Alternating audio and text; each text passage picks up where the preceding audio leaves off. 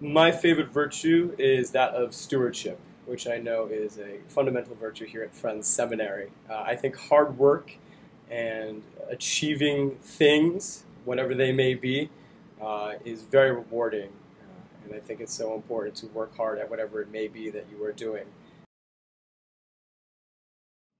It's really great coming back to a place that was once home for me. The physical plant is far different from when I was a student here, so there are a lot of different characteristics of the school. I'm working in a new division, one that I was never a student in, so that's new as well. I remember in the math department, Sue Beiersdorf, who at the time was still Sue Steckel, she taught me Euclidean geometry and BC calculus. And I remember that BC calculus and the jazz band met at the same time, and so I could not take both. And Sue stepped up and volunteered to work with me one-on-one for an entire period every week, the entire year, to bridge that gap between the AB calculus curriculum and the BC calculus curriculum so I could take that AP exam. And I will always remember that, and I was infinitely grateful and forever indebted to her because of that. And she always made math fun, and it made sense. And when you are having a good time and it makes sense to you and you're not just memorizing, you are bound for great things in math. I remember Ben Frisch as a pre-calculus teacher. It was undeniable how much he loved the material. And I love it myself, and I try to communicate that to my students, and I think they pick up on that. That if you love it, why not get on board and have a good time loving it yourself?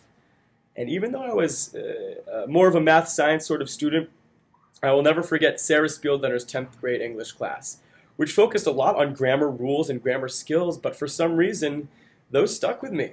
And I would like to think I'm moderately well-spoken now, and I think I have her to thank for it.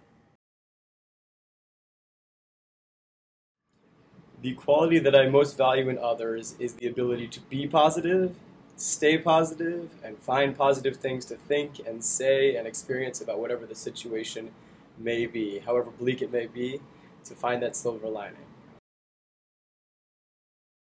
Malcolm Gladwell, with whom I'm sure you are familiar. I was an economics major as an undergrad at Wesleyan University, and I focused more on behavioral economics, which said, yes, models are great for predicting some behavior, but people are irrational. People do not necessarily follow some sort of rhyme or reason that we can always predict.